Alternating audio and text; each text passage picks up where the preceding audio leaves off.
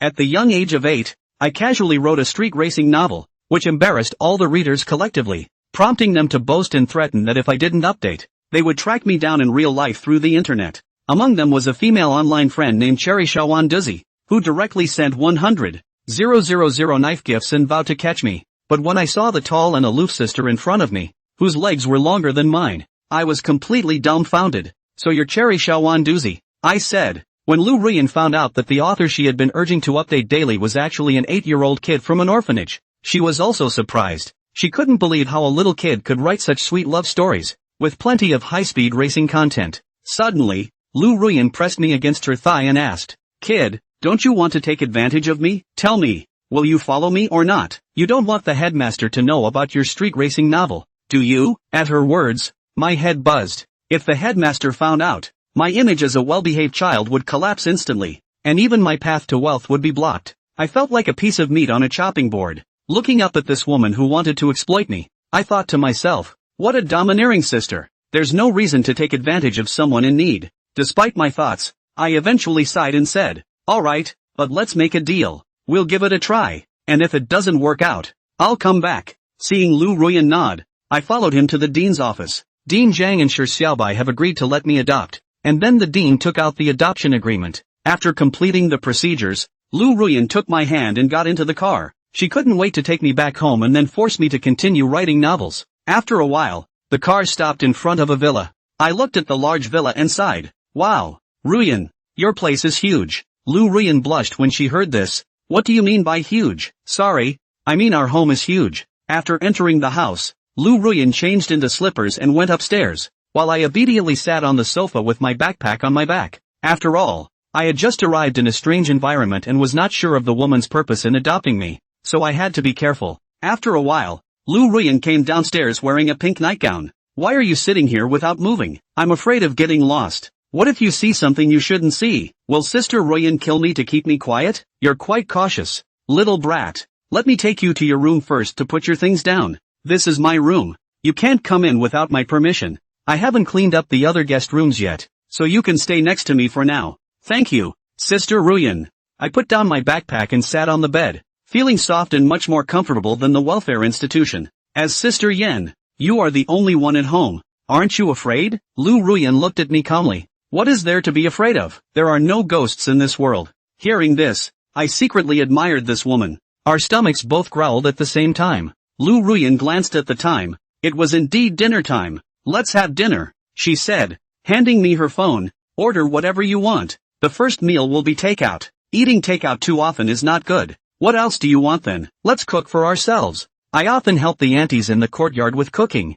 Hearing this, Lu Ruyan looked puzzled. She couldn't quite figure out this little brat in front of her. She was only 8 years old, but always gave off a mature and experienced vibe. "Sister Ruyan, you don't know. There isn't much delicious food in our welfare home. If I help in the kitchen, the cook will give me some food first. For example, today's dish is stir-fried potatoes with shredded pork. There isn't much shredded pork in the pot of potatoes, and there's hardly any left for the kids' bowls. But if I help in the kitchen, I can eat the freshly cooked shredded pork first." Ruyan suddenly smiled and began to feel sorry for the little guy in front of her. "Sister Ruyan, what do you want to eat?" "Braised carp, and salt and pepper crispy meat. Can you make these 2 dishes?" "Alright, leave it to me." Then I ordered some ingredients needed with my phone. At this time, Ruyan turned on the TV and tuned to the cartoon channel. "Sister Ruyan, how old are you?" 19. "Wow, you're a company CEO at 19? Thinking that when I was 19 in my past life, I was still being a lackey for others, I suddenly admired this woman in front of me a little more.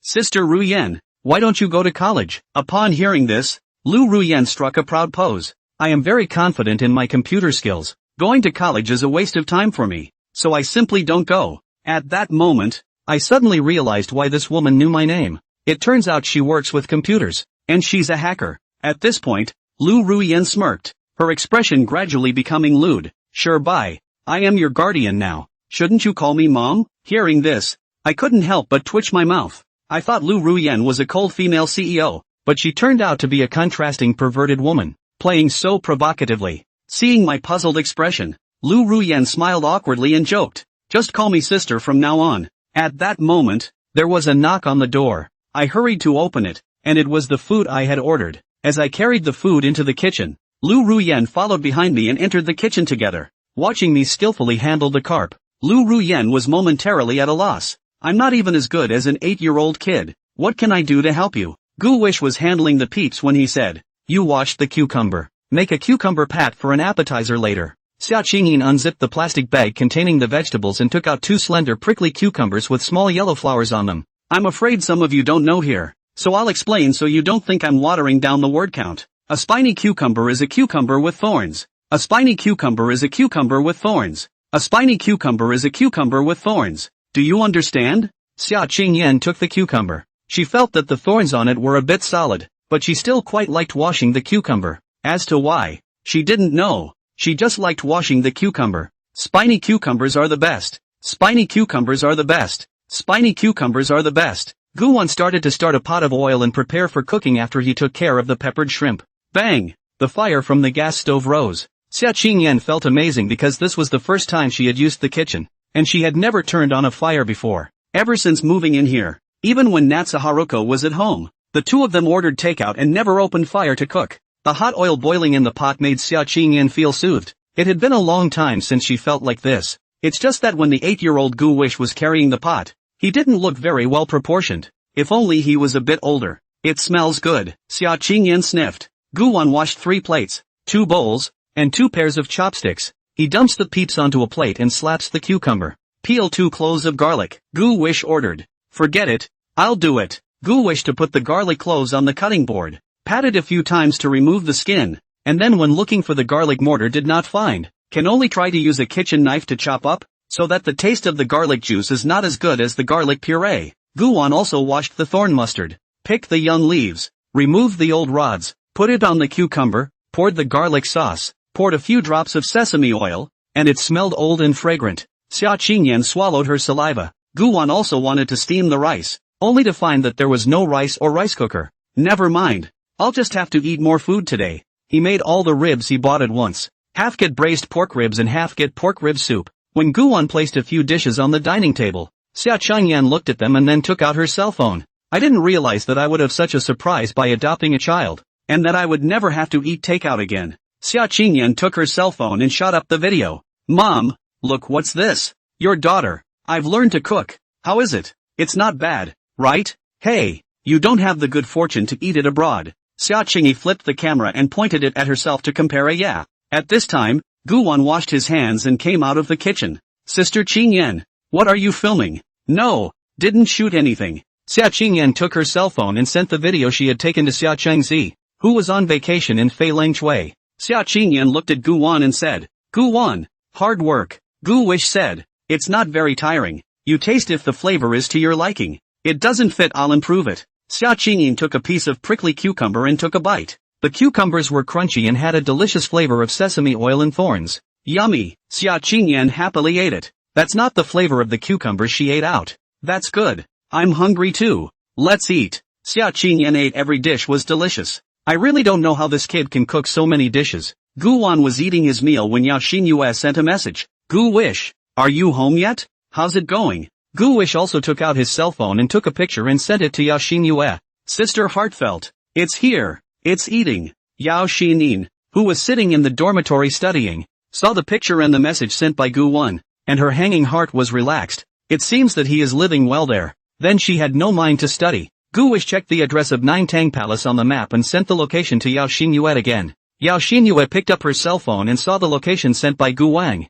which cheered her up. Xia Qingyan was unhappy as she ate while watching Guwon send messages to other women, because she knew who Gu Wish was sending it to. When Xia Qingyan had eaten her fill, Gu willingly met her on all fours. Who does the dishes? Gu Wish said, I cooked the meal, so you should do the dishes, right? Xia Qingyan immediately pouted. I don't know how to wash. Look at my hands. They just aren't dishwashing hands. Isn't there a dishwasher? I won't use it. Gu Wish. Xia Chung smoke this as life skills will not be at all Do you usually do laundry? Gu Wish asked. Xia Qingyan said, there is housekeeping coming to my door. Let them uniformly wash it for me. What about housekeeping in this room? It's also a weekly call for them to clean. Guwon looked at her and said, it's okay if you don't know how to wash the dishwasher. I can teach you. I'm not learning. Xia Qingyan directly refused. Why? Wouldn't it be nice to add some life skills? Why would I want to learn this cow-horse skill? There's still more work to be done if I learn it. Gu Wish was stunned by Xia Qingyan's brain circuits. She seems to have a point though. So this bowl, you're not going to paint? Xia Qingyan spread her hands. I don't know how. Sister Qingyan, do you want to let an 8-year-old like me do so much work? You must not be able to bear it. Xia Qingyan said. I see that you're quite capable. This job is nothing to you at all. Gu wished to keep a polite smile. How about this? Let's roll the dice. The loser washes the dishes. No cheating. Xia Qingyan got up. How do you shake it? The two men got up from the dining room table and sat down on the couch. They first added their WeChat friends and then created a group of 2. Just compare the size of the dice and the smaller one goes to do the dishes. Xia Qingyan nodded. You're young. You go first. Gu Wish ordered the dice first and shook a straight 6. Xia Qingyan hurriedly said. Not really, not really. This doesn't count. Why doesn't it count? Gu Wish was speechless. First time I've shaken it, and I'm just seeing how it plays out. I'll go first this time. Okay, then you go first. Xia Qingyan's inner nervousness and excitement. She gently clicked the dice, and the result was a 1 point. Not really, not really. This one doesn't count either. I ordered the wrong one. Gu Wish looked at Xia Qingyan and said, Sister Qingyan, you are at least the president of a company. Why do you always play the scoundrel? Xia Qingyan said. This time it's considered the official start. Xia Qingyan shook out a 5 this time. She felt steady. Hey, I'm winning. There's no way you're going to shake another 6. Who knows? Gu Wish cheated. The one he sent was a dice. A moving picture he saved. No matter how he shook it, it ended up being a 6. Xia Qing smoke is a game. In her game Love Battle also have the activities of card drawing. The lottery mechanism is set there. It is impossible to continuously out of the good card. The probability of controlling the dead. And Gu Wish shook out 6 points twice in a row. And although Xia Qingyan was skeptical in her heart, she could only admit defeat, because the probability of 1 in 6 anyhow was still quite high. Xia Qingyan said, Alright, I'll take care of the bowl. Gu Wish nodded. Do you need me to show you how to use the dishwasher? No need. Sister Qingyan, I'll go upstairs and take a shower then. Aha, go ahead. Tell me what you need. Gu Wish went upstairs to his bedroom and entered the bathroom, which was large and had a bathtub. Gu Wish put on hot water, took a change of clothes, and soaked in the bathtub. A hot water soak opens up the pores of the whole body and is so comfortable. Gu Wish, Xia Qingyan shouted from outside. What's wrong? Sister Qingyan, it's okay. Are you in the shower? Right. Do you need a back rub? Summer Qingyan pressed herself against the door. Guan was startled and stood up from the fish tank with a jolt. No, I can do it myself. Okay then. Phew. Gu Wish breathed a sigh of relief, and her lifted heart fell. He sat back down again. Splash and splash. The bathroom was foggy, and Gu Wish soaked up the bath, wiped her body with a large bath towel, as well as her wet hair, then put on her new clothes and went out. Just went out, and saw Xia Qingyan is lying on the bed, legs swinging back and forth. Slender jade feet are as smooth as white jade, delicate calves at a glance. You're washed. Xia Qingyan turned back, got up and sat on the bed, looking at him like a queen. Gu Wish said, Sister Qingyan, have you finished washing the dishes? Not yet. So when are you going to wash it? The cleaning I called for hasn't arrived yet. Ding dong. Xia Qingyan heard the doorbell ring downstairs. Ha, coming. Xia Qingyan walked out of the bedroom, and Guan followed her downstairs. 2 cleaning aunts in their 40s walked in wearing uniforms. They all had the same makeup, young women's hairstyles, flesh-colored stockings, and work skirts that reached above their knees. And the key looks are all kind of sassy aunts. They are employees of the best cleaning company in Skyhaven, Premier Cleaning, $15,000 base salary. Hello Ms. Xia. Hello guys. I've got dishes to wash in the kitchen, so why don't you guys do it for me? 2 cleaning aunts entered the kitchen. Gu Wish asked, how much did it cost you to hire them? 300. Gu Wish's mouth twitched. A few plates and bowls only. Spent 300 to find a cleaning brush. It only took those 2 cleaning ladies 5 minutes to paint it. And by the way, they wiped down the rest of the cooktop as well. Gu Wish looked at Xia Qingyan and said, this is something you find me later. Give me 200 on the line. 200? 100 it is. Xia Qingyan pressed the price. 150. Gu wished to gesture. Deal. Gu Wish took the job so he could save up a lot of money every month. Xia Qingyan looked at Guwan's hair, which was still wet. How come you didn't blow on it? I don't have a hair dryer in that room. I have it in my room. Xia Qingyan pulled Guwan upstairs to her bedroom. Her bedroom is so pink. It's totally a princess's room. The big bed was decorated with their respective dolls. The dresser was pink, and the room smelled good. Gu Wish honestly sat in front of Xia Qingyan's dresser, The cosmetics on this are very expensive and are all name brand. Gu Wish looked at herself in the mirror. Somewhat childish. Xia Qingyan brought the hairdryer, so she began to blow dry Gu Wan's hair. Woo woo. The wind from the hairdryer passed through the gaps in Xia Qingyan's fingers and entered Gu Wan's hair, drying the vapor hidden in it. Her jade hand stroked Gu Wan's hair, and Gu Wan was honestly enjoying it. Gu Wish, you're so handsome now. I'm actually a bit worried about you, Xia Qingyan said. Why? Gu Wish asked. Looking up, Xia Qingyan said, I'm afraid you'll grow crippled. Gu Wish stood up. Thank you Sister Qingyan for blow-drying my hair, but I still want to ask Sister Qingyan a question, and I hope you answer truthfully. You ask, why exactly did you adopt me? Gu Wan looked at Xia Qingyan with a serious expression. Xia Qingyan blinked. I want to know how the story ends. I want to know the story of Gu Feng and Li Taiping after they return to the Tang dynasty, and you haven't finished writing it yet. Xia Qingyan usually likes to watch anime and novels in addition to her work. Once, she inadvertently found a novel written by Gu Wish, and loved the sweet, everyday romance so much that she kept catching up with more. When she returned home from work one day, she took a shower and lay on her bed ready to catch up on the day's updates. The story seemed to have gotten more interesting after the Tang dynasty, only to see that Gu Wish had actually finished. It ends with a claim that he's a eunuch running away. This made Xia Qingyan very angry. She was so angry that she lost sleep that day, and finally swiped a 10,000 blade gift for Gu Wan,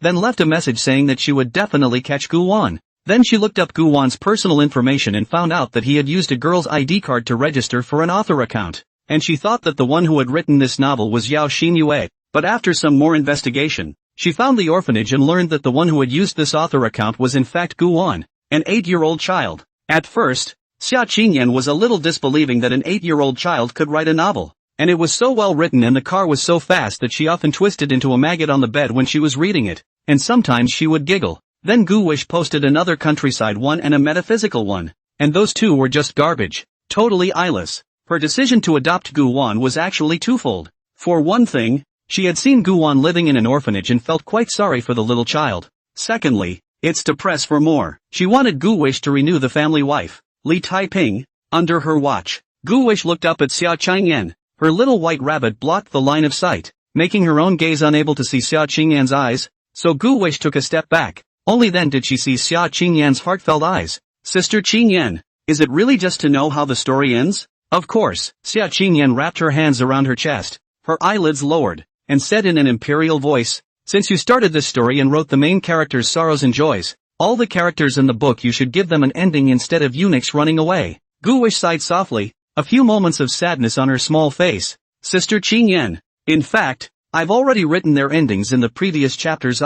Gu Feng and Li Taiping's dream was their life in the Great Tang. In my original outline, the setting was part modern, part ancient. Gu Feng and Li Taiping are both two-way cures. In the modern world, Gu Feng teaches Li Taiping life skills and then snubs him for a wife. In the Great Tang, it's Li Taiping, the Xinguo Taiping princess, who covers Gu Feng. Xia Qingyan asked, then will they return to modern times? In fact, I've written about the cloak and dagger and shipwreck cases that have shown the family back in modern times. If you don't come back, the end of Li Taiping can't be changed. The only way to close the loop perfectly is to come back. Xia Qingyan said, that means Gu Feng and Li Taiping's love is still going strong, and they're living happily ever after. Gu Wish, probably. He looked at Xia Qingyan curiously. How come this female president still cares so much about novels, especially relationship dog food novels? What's going on? Isn't she a non-loving, non-marriageist? Could it be that she is a woman of the mouth? Sister Qingyan, don't you hate relationships? Xia Qingyan herself said on her lips that she didn't want to fall in love because her parents' view of marriage influenced her and made her resistant to love marriage.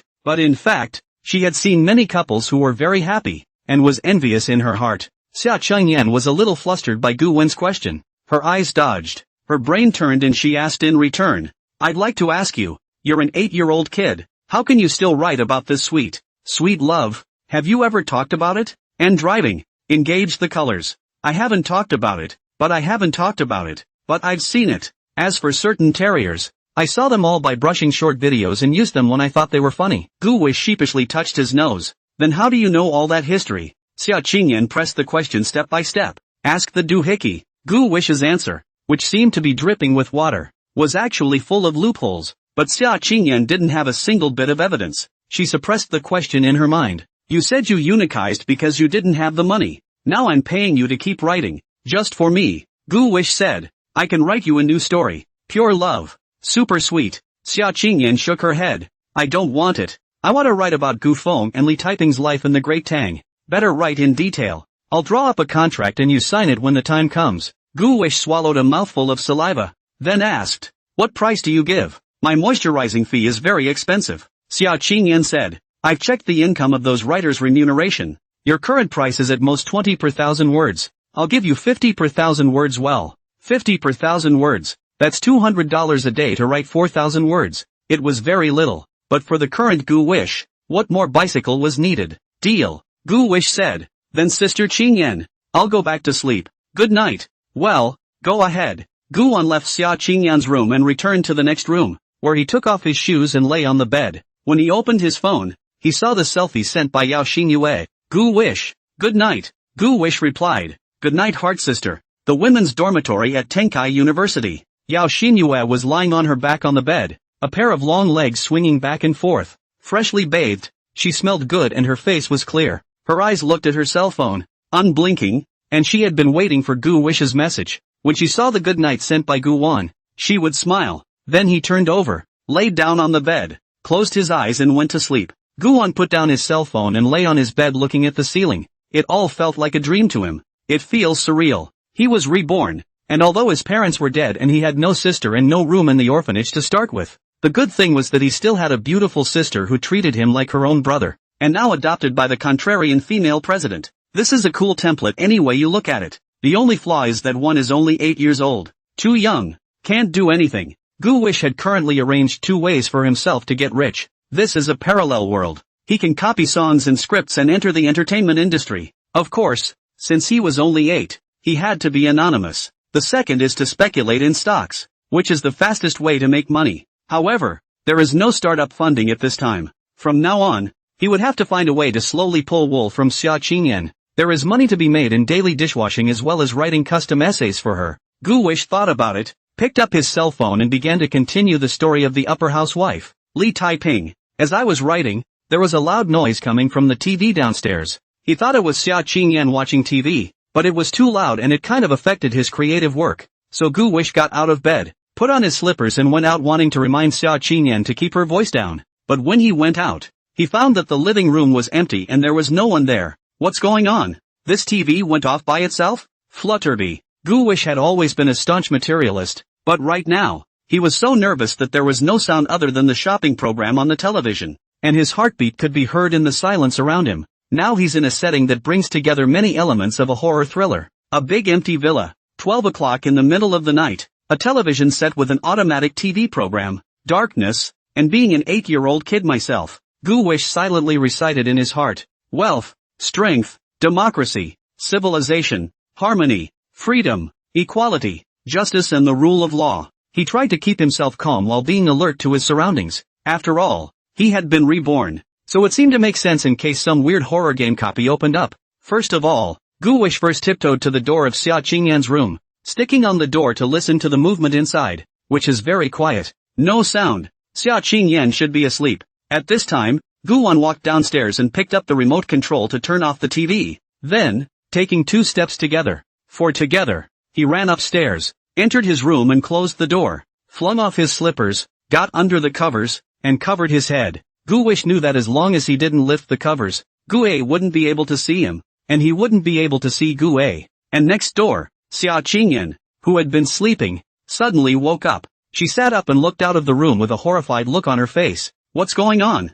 I had obviously gone downstairs and turned on the TV when I went to bed. So why was there no sound now? Flutterby. Xia Qingyan's heartbeat was accelerating. It turned out that the television was turned on by Xia Qingyan. She was more or less lonely and scared to sleep alone in such a big house, so she usually made a habit of sleeping with the TV on and turned it up to the maximum so that she would feel at ease when she fell asleep. The habit will subconsciously affect her. Now the sound of the television had suddenly stopped, and somehow she had been awakened when she had been asleep. She just stared straight out of the room. It was quiet outside. Not a sound. Who turned off the TV? Is there a burglar in the house? Or is there shenanigans at? When Xia Qingyan thought that Guan was still next door, something wouldn't happen to him, would it? Xia Qingyan lifted the covers, quietly got out of bed, put on her slippers, and found a red paradise umbrella in her room. holding it in her hand to act as a weapon as she opened a crack in the door and looked through it to see what was going on outside. The door was empty, and there was nothing unusual there at the corner of the stairs.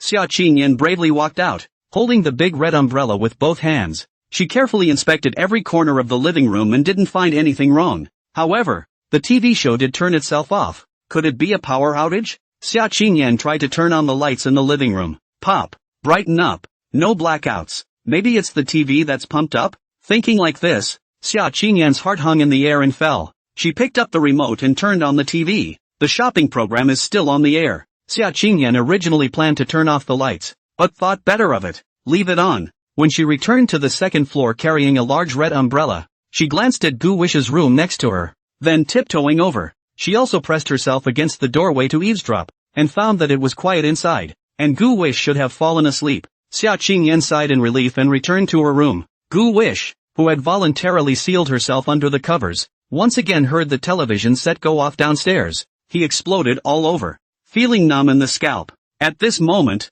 he wasn't fazed. It seems rich, strong, democratic, civilized and harmonious doesn't help. Guwon closed his eyes and decided to ignore it, but curiosity drove him to lift the covers. He had to see what was out there. Gu Wish summoned up his courage and recited an incantation to drive away the ghosts. The 5 stars subdue the color, and the light shines in the mysterious underworld. Thousands of gods and saints protect my true spirit. The beasts of the heavens are subdued by the 5 soldiers. The devils of the 5 heavens will be destroyed. Wherever I am, all the gods will welcome me. It's an urgent order. Repeat it over and over again. Pushing open the door to the room, he noticed that this time not only did the TV go off, but the living room lights came on by themselves. But there's clearly nothing here. What the hell is going on? Home wiring shorted out? Guwon looked around downstairs and found no problems. Even the most dangerous downstairs bathroom and utility room he went to and didn't find. So he went back to the living room and once again picked up the remote control and turned off the TV, thinking it wasn't thorough enough.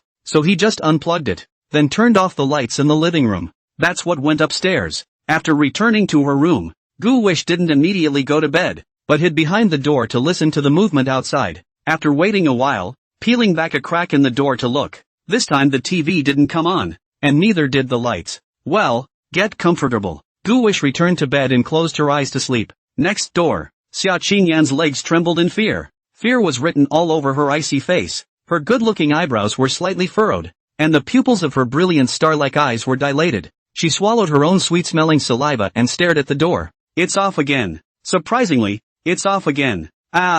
What the hell is going on? Xia Qingyan was so angry that she directly copied the big red umbrella and rushed out. She opened the door in exasperation, went downstairs, into the living room, and turned on the TV with the remote control, which didn't work. The TV won't turn on anymore. Xia Qingyan looked at the dimly lit environment in the living room, and she was scared. There was panic before his eyes. Look at everything like shenanigans. In a panic, Xia Qingyan opened the red umbrella. She ran upstairs in a great panic. Come to the door of Guwon's room. She knocked on the door. Dum dum dum dum dum dum dum dum dum dum dum dum dum dum. Dum dum dum dum dum dum dum dum dum dum dum dum dum dum. Gu Wish sucked in a breath of cool air, and at the moment, he was also scared. Sneaky door? At this time, Xia Qingyan spoke. Gu Wish, are you asleep? When Gu Wish heard that it was Xia Qingyan's voice, he put down his heart, but then he thought, what if Gu Wei was pretending to be him? He was immediately alert again, not daring to relax for a moment.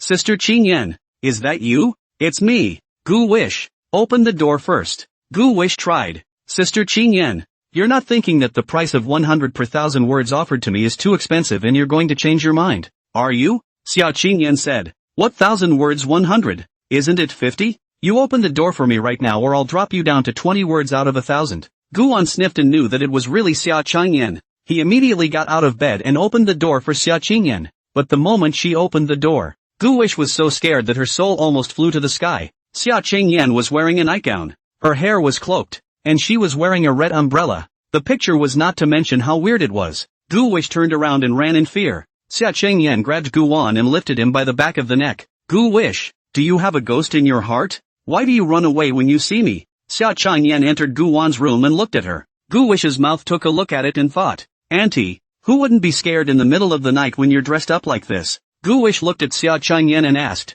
Sister Qingyan, why are you getting like this when you're not sleeping at night? I'm going to sleep. It's because I'm afraid that you're afraid of sleeping alone in such a big room. so I came over to accompany you. Guwon was also scared, so now that Xia Qingyan was here, the two could still talk. Guwon lay on the left side, and Xia Qingyan lay on the right side. Gu Wish asked, Sister Qingyan, did you see anything strange just now? Xia Qingyan asked. No, why do you ask? Xia Qingyan lay flat on her back and looked at the ceiling. It was the first time she had slept in the same bed with a strange man, and she was quite nervous. Nothing, Gu Wish asked. Sister Qingyan, why did you just hold a big red umbrella? It looks weirdly scary. Xia Qingyan felt very ashamed and felt humiliated, and said, Little children don't ask too many questions, quickly go to sleep. Oh, Guwon closed his eyes, surrounded by the body fragrance of Xia Qingyan. Slowly, the scent of his body brought him to sleep. The early morning sunlight poured into the room through the window pane, warming the room. Gu Wish slowly opened his eyes. This night, he slept soundly. Boing boing. A woman's voice sounded next to her, and Gu Wish turned his head and saw Xia Qingyan, who was still asleep. Gu Wish looked at her position and had already been squeezed by Xia Qingyan to the edge of the bed. The two were so close that Gu Wish could see the pores on Xia Qingyan's face, the blinking eyelashes. Her skin is delicate, smooth and full of collagen. Perhaps sensing that she was being gazed at, Xia Qingyan suddenly opened her eyes. The two just looked at each other. There was clearly a hint of panic in Xia Qingyan's eyes, but it was immediately suppressed by her. Gu Wish smiled and spoke. Sister Qingyan, good morning. Xia Qingyan spoke coldly. Good morning. She didn't move and just looked at Gu Wish. Gu Wish hurriedly sat up in order to avoid embarrassment and went to the window and opened it, breathing in the fresh air of the early morning. Xia Qingyan lifted the covers to see that she was wearing clothes. Scared the shit out of her, but on second thought, Gu Wish was just a little kid. What was he afraid of? Xia Qingyan also sat up. She put on her slippers and said, Let's go. Go wash up. Good. Gu Wish opened his school bag and took out his washing kit from it.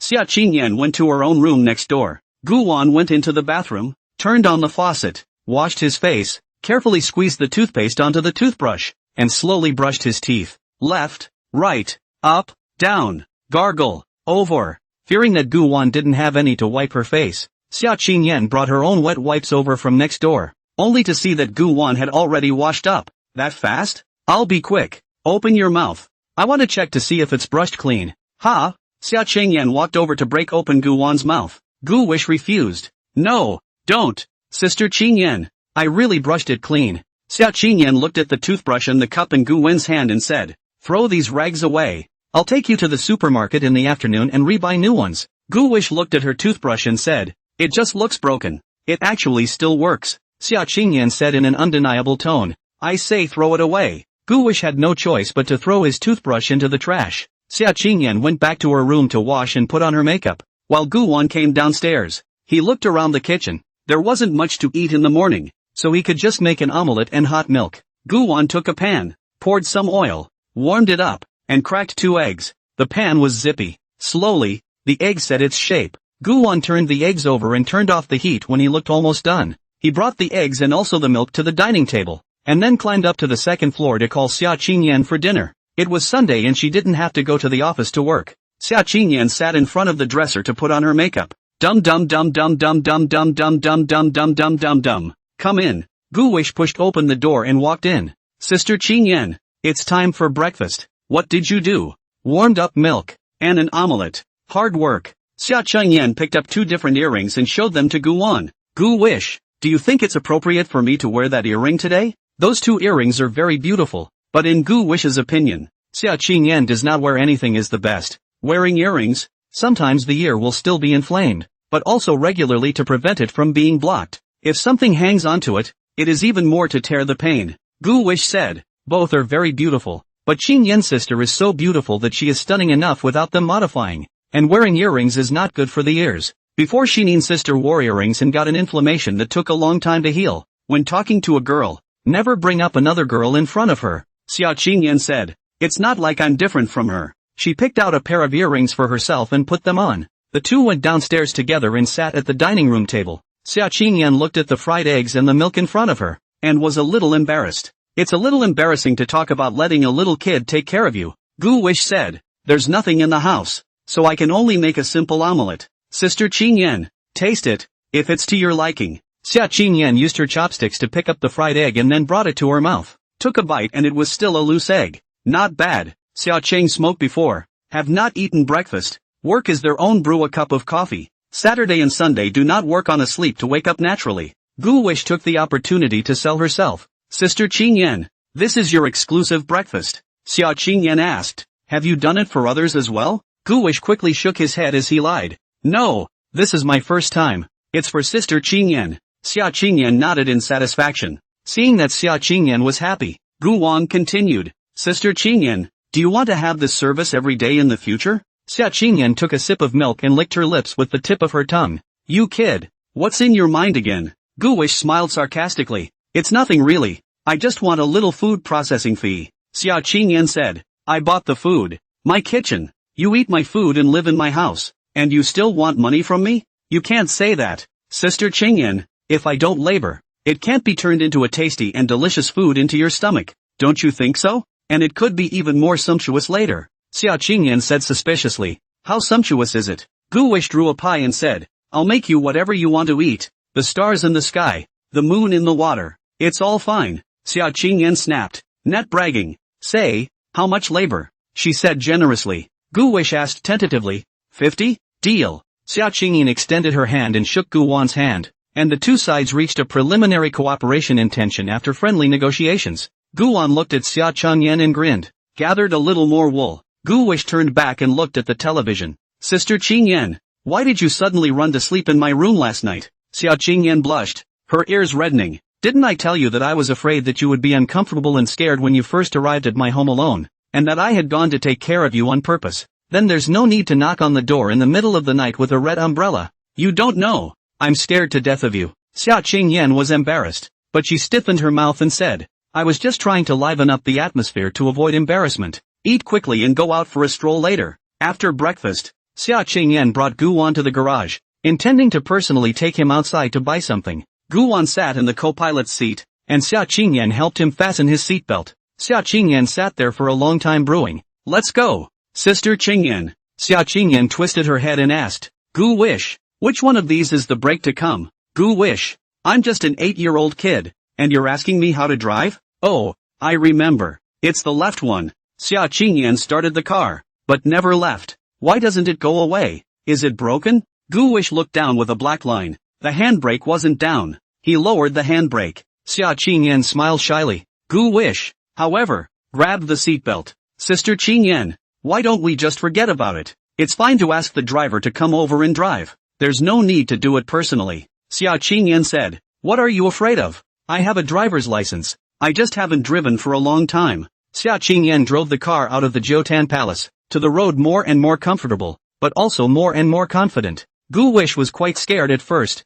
and kept holding onto her seatbelt fearfully, afraid that she would get into a car accident and crash, but slowly realized that she drove quite steadily, not arrogant, no road rage, very calm and relaxed. He let go and craned his head to look out the car window. The scenery outside the car window moved past at a rapid pace, and Gu Wish's mind drifted away long ago. He was trying to remember which stock in the stock market would be up at this time of year, and the slow ones weren't working yet, and so it comes to mind that those famous demon stocks that, back then he also studied the list of demon stocks in the stock market every year, although he could not remember all of them, roughly have some impression. Gu Wish remembers a demon stock that will rise up in the second half of this year, growing 10 times as crazy in 2 months' time. It went from $10 a share to over 100. This one is an opportunity. However, Gu Wan remembers that it seems to be in October this year will start to rise like crazy, and it is only the beginning of June. There are still 4 months to go. This also happens to give Gu Wish the time to earn starting capital. 4 months' time, the more starting capital he gets,